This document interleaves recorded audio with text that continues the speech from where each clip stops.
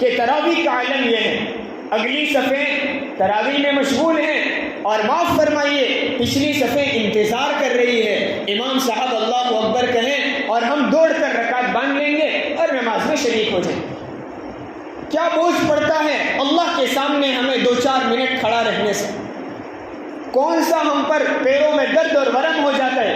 آپ نے سنا ہوگا فضائل اعمال کی تعلیم میں امام الانبیاء ہے، سید الانبیاء ہے، سارے گناہوں سے اللہ تبارک و تعالیٰ نے آپ کو پاک رکھا ہے، آپ معصوم ہیں، اور قرآن نے فیصلہ فرما دیا ہم نے تمہارے اگلے پچھلے سارے گناہ معاف کر دیے۔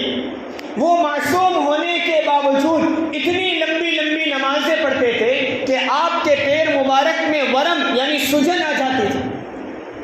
ہم کو ضرورت نہیں ہے، ہم اتنی لمبی نمازیں نہ پڑھ سکے تو کم از کم شوق اور رغبت کے ساتھ 20 رکعت تراویح تو پڑھیں، قرآن کے سننے کا اہتمام تو کریں۔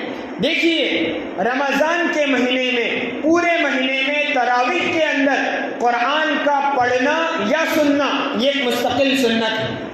جس طرح پورا رمضان تراویح پڑھنا سنت ہے، سنت مؤکدہ ہے، اسی طرح رمضان میں قرآن کا پڑھنا تراویح میں یا سننا یہ سنت ہے۔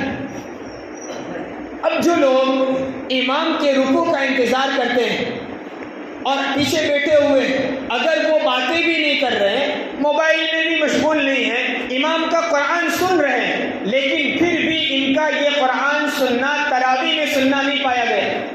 اس لیے امام کی کچھ آیات ہو جانے کے بعد یا رکوع تک انتظار کرنے کے بعد جو لوگ نماز میں شریک ہوتے ہیں ان کا تراویح میں قرآن سننے کی سنت ادا نہیں ہوئی۔